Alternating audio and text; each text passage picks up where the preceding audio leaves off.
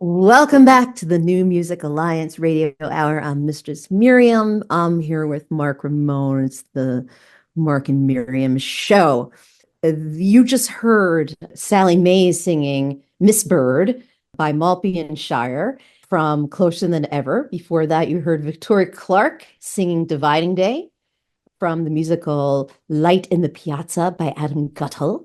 And we start off with the great Bernadette Peters singing Losing My Mind by Stephen Sondheim from the musical Follies. Where do we start? Let's go to Sally Mae's Miss Bird.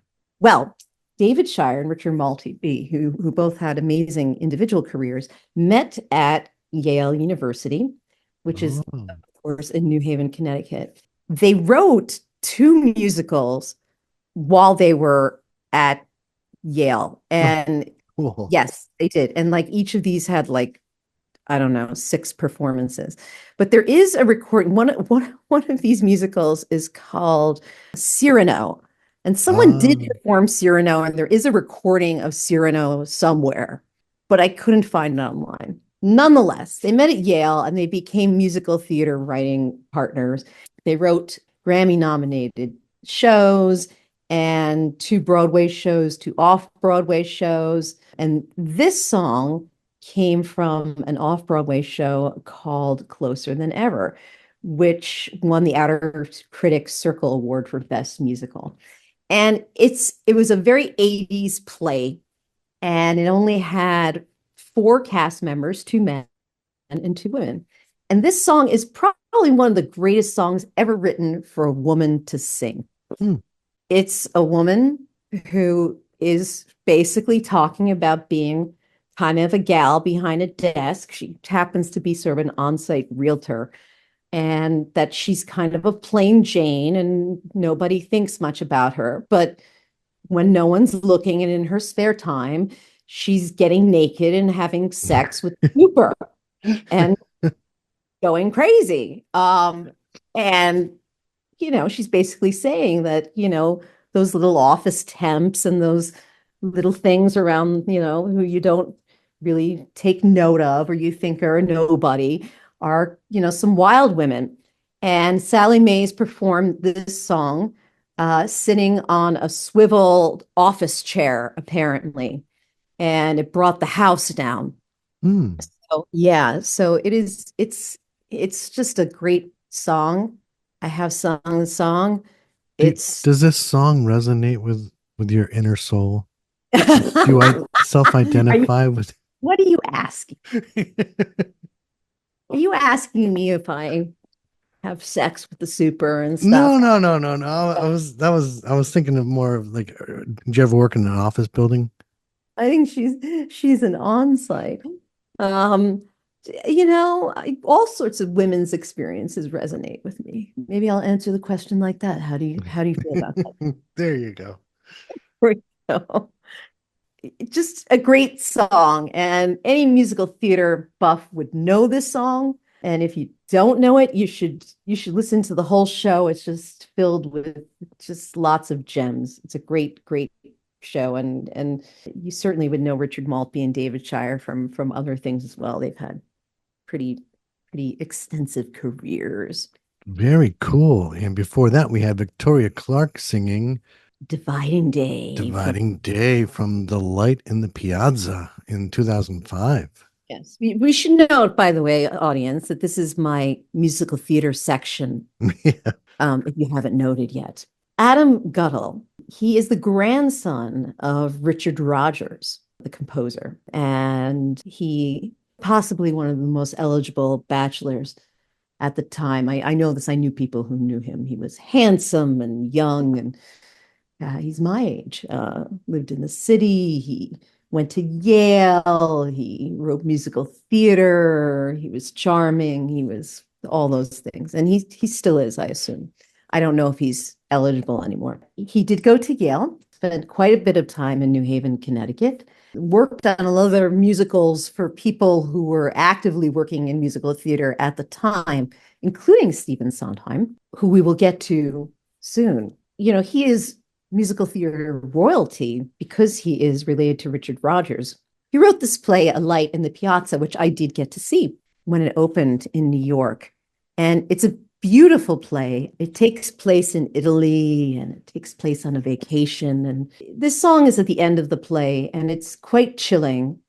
And Victoria Clark is a wonderful singer and a wonderful actress. And she delivered this in this painfully chilling performance. Every time I listen to it, it just stops me in my tracks. It's a beautiful play, and Adam Guettel is really did a magnificent job with this, and it did win the Tony Award for Best Original Score and Hmm, Best Original Orchestrations. that's cool. I have not been familiar with either of these two songs prior to today, but I definitely want to dive in deeper. Yeah, no, Adam Guettel, he is one of the greats and will continue to write because he is still a young man. If we go to Stephen Sondheim, who we started with, Well, this is one I am familiar with. I think everybody's familiar with Stephen Sondheim. We had Bernadette Peters singing Losing My Mind off of Follies, the new Broadway cast in 2009. he grew up in New York. He never had a partner. He never was in love, and he didn't come out as gay until he was 40, and he wasn't in a real relationship until much later than that. And then he got married much later in life, I think in his 60s, then had homes in Manhattan and in Roxbury, Connecticut with his husband, Jeffrey Scott Romley, and he died in 2021, not too long ago, which was surprising because he was born in 1930 and done so much in the world of Broadway. So many wonderful musicals have been attributed to Sondheim's work that I think everybody knows. I mean, he's the father of adult musical theater. And what I mean is that, there was musical theater and then came Sondheim, and then there was something different that happened. I don't want to say that musical theater was childlike before Sondheim. It wasn't at all. And Sondheim's kind of mentor was Oscar Hammerstein II. Hmm. As a child, he was a family friend, and he once said that if Oscar Hammerstein had been a dentist, he would have become a dentist. But luckily Stephen Sondheim had the aptitude to be a musical theater writer. But Stephen Sondheim, his writing is the writing of the gray area of the mind, of experience of life, which is a very adult place of writing. It's not necessarily about, let's take, for instance, Losing My Mind. Is it a love song? Yes. But it's in a gray area. You're right. Yeah. It's a gray area. It's a tortured love song. Hmm. It's the lyrics, he's a brilliant lyricist. And he often said that he wasn't a lyricist, which made us all laugh. He wrote his first job was writing the lyrics to West Side Story, by Leonard Bernstein. Some of the greatest lyrics ever written. He wrote the lyrics to Gypsy. He just gave us so many incredible plays. The big joke about him was, oh, you can't hum his tune. You don't walk away from his show and you're not singing the song when you walk out of the theater. And there was often that joke made about him. But I he's, walked away from Sweeney Todd singing many of the songs. you see, you did. Yes. You walked away from Sweeney Todd singing the songs. Of course you did. And everybody did. How many productions of Follies have there been? God knows. Endless amounts. And, Bernadette Peters was one of his great muses. She was in so many of his plays.